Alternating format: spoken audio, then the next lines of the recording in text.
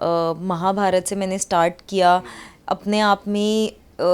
It was one of the biggest shows जो शायद उस टाइम पे रियलाइज़ नहीं होता है कि आपने क्या प्ले कर लिया। येस, आई वुड लाइक कलश का जो मेरा किरदार था, आई थिंक मेरे अलावा वो कोई और नहीं कर सकता था। पैसा is a very big part of every one life, it is very important, I would never disagree on that. क्योंकि जो हमारे पेरेंट्स की जनरेशन थी, they were very obedient kids, और जो आज का यूथ है उनके बीच का जो एक बहुत बड़ा ब्रिज था, जो अब धीरे धीरे फिल हो रहा है थ्रू पॉडकास्ट, जितनी चीज़ें मैंने सीखी हैं। सो आई थिंक जितनी भी नॉलेज मुझे उन पॉडकास्ट से मिली, अपने कल्चर के बारे में जानकर मिली। Firstly, Aparna, welcome to Bazooka. It's great to thank you, have you. Thank you, I am so happy to be back. Yes, with a new journey. नई शुरुआत हो रही है जर्नी की। क्या कुछ कहना चाहोगे जर्नी को लेके? आज तक हमेशा एक पर्टिकुलर टाइप के रोल्स मैंने किए हैं। आपने लोगों ने हमेशा मुझे ऑन स्क्रीन देखा है, एज एन आर्टिस्ट मुझे परफॉर्म करते हुए देखा है। लेकिन एज एन आर्टिस्ट, जब आप एज अ आर्टिस्ट से ज़्यादा जब एज अ ह्यूमन बीइंग आप ग्रो कर रहे हो, तो आपके बहुत सारे थॉट्स चेंज हो रहे होते हैं। आपके एक strong point of view set हो रहे होते हैं लाइफ को लेकर, अपनी सोसाइटी को लेकर। बहुत कुछ ऐसा होता है जो आप कहना चाहते हो। So I think this is the first time जब मैं स्क्रीन के सामने ना होकर स्क्रीन के पीछे अपना कंट्रीब्यूशन दूंगी।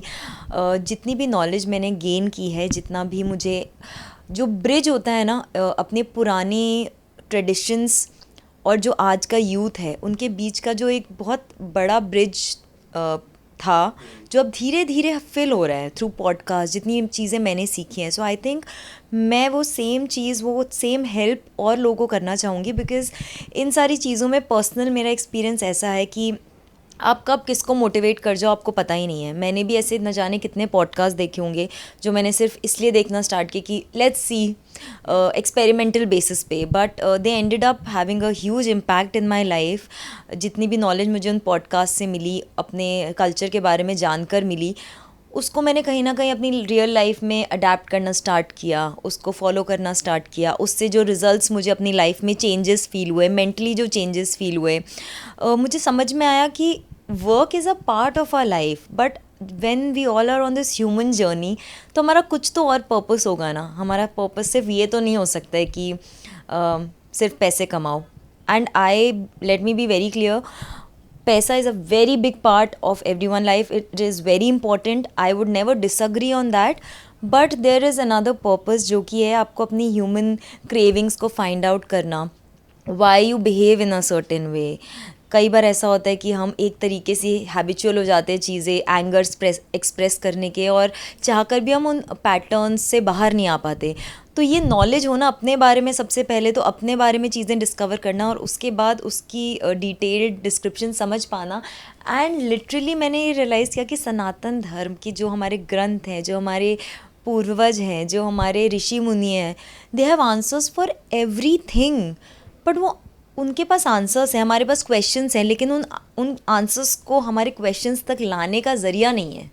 सो आई थिंक ये platform is, this is the reason that I am so glad and keen on becoming a part of this platform, क्योंकि your questions will be answered through this. And जब अपने हमें सवालों का सही जवाब मिलता है, तब हमें क्लैरिटी मिलती है। Then you have the choice कि आपको वो जर्नी पे जाना है या नहीं जाना है। लेकिन अगर आपको कुछ पता ही नहीं है किसी के बारे में, तो आप डिसीजन मेकिंग आपकी बायस्ड हो जाती है, क्योंकि आपको पता ही नहीं है जिस बारे में, उस रास्ते आप कैसे जाएंगे। So yeah I am really looking forward to this journey. Personal life पे कभी ऐसा एक्सपीरियंस किया कि उन सारे सवालों के जवाब हाँ मुझे यहाँ पे मिले हैं, यहाँ पे मिले, एंड उसके बाद लाइफ में बदलाव कैसे मिले? यार मैंने एक्चुअली पर्सनल लाइफ में ही सब कुछ फील किया है।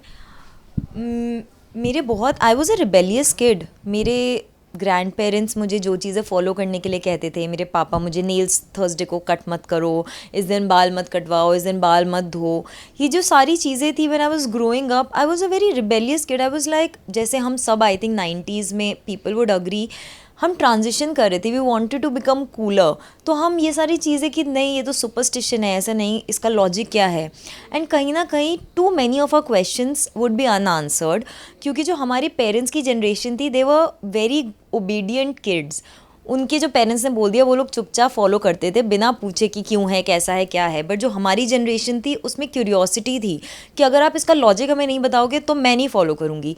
तो for a very large period of time in my life मैंने चीज़ें नहीं फॉलो की हैं, मैंने चीज़ें अगेंस्ट की हैं, सिर्फ इसलिए क्योंकि मुझे ये प्रूव करना है कि मैं सुपरस्टिशन नहीं मानती हूँ। Cut to life will of course bring you to where you are supposed to be and ऐसे बहुत सारे shows किए including this one show called Shani Dev that I did, जिसमें मुझे बहुत सारे अपने कल्चर के बारे में, शनि देव का जो हम सिर्फ सुनते हैं आजकल, जो फेमस कोट है Karma will come and Karma Karma, Karma का जो बेस है वो क्या है? Karma is not a negative thing.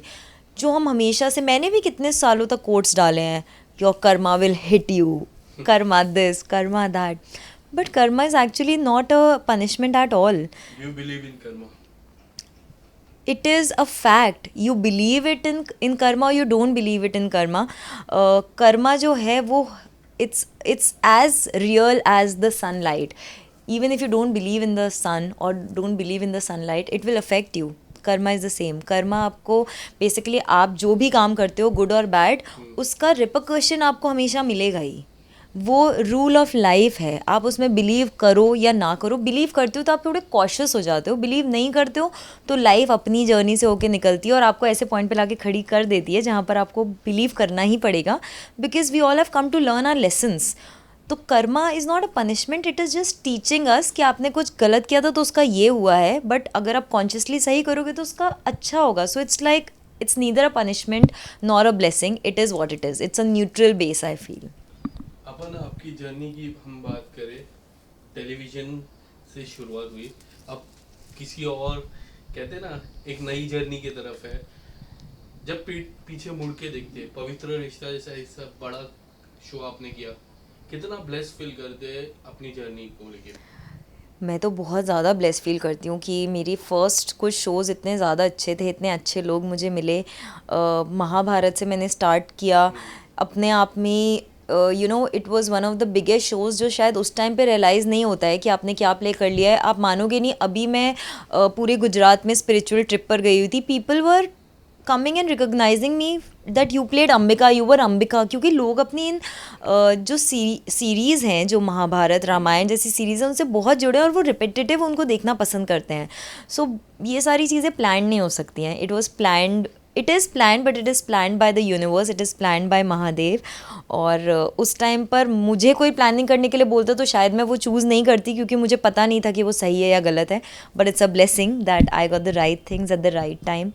और मैं अभी भी एक कलाकार ही हूँ सबसे पहले। उस कलाकार होने की वजह से ही मैं अपने बारे में इतना जान पाई हूँ, इतना समझ पाई हूँ, इतने डिफरेंट लोगों से मिल पाई हूँ। So being an artist is also a blessing. एक ऐसी लड़की जिसको कभी एक्टिंग के बारे में पता ही नहीं था, ना सोचा था, वो ऑलमोस्ट 13 ईयर्स से लगातार एक्टिंग कर रही है। It is a blessing. And how do you see for the upcoming life? What are your plans? So- कोई ऐसा रोल जो आप हमेशा करना चाहो अब तक नहीं किया? बहुत सारे ऐसे रोल्स हैं। जब भी मैं कोई अच्छा आर्टिस्ट देखती हूँ, कोई अच्छा शो देखती हूँ, कोई अच्छी फिल्म देखती हूँ, उसमें कोई अच्छा कैरेक्टर देखती हूँ, तो आपको खुद लगता है कि यू नो ये अपॉर्चुनिटी मुझे मिलती तो कैसा होता।